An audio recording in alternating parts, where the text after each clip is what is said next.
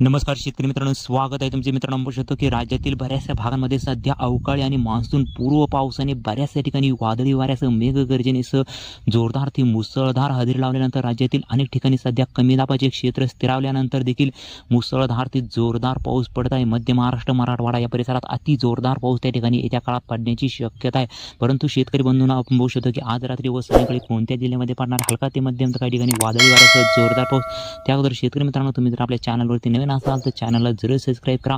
मित्रांनो, आपण बघू शकतो की येत्या 1 ते 2 दिवसात राज्यात अति मुसळधार ते जोरदार पाऊस होण्याची शक्यता आहे. त्यानंतर 1 जून नंतर त्या ठिकाणी राज्यातील हवामान कोरडे होण्यास सुरुवात होणार असून बऱ्याचशा शेतकरी बंधूंची पेरणीसाठी पोषक वातावरण त्या ठिकाणी निर्माण होणार असून पावसाचा जोर फक्त पुढील 5 ते 6 दिवस कायम राहणार असून वादळी वाऱ्यासह मेघगर्जनेसह बऱ्याचशा ठिकाणी जोरदार पाऊस पडण्याची शक्यता आहे. सांगली, सातारा, कोल्हापूर, सोलापूर या परिसरावर त्या ठिकाणी कमी दाबाचे क्षेत्र सरकले असून या परिसरात अति जोरदार ते मुसळधार वादळी वाऱ्यासह पाऊस राहण्याची शक्यता आहे. मुंबई, ठाणे, रायगड, छत्रपती संभाजीनगर, नगर, नाशिक, पुणे या परिसरात देखील बऱ्याचशा ठिकाणी हलका ते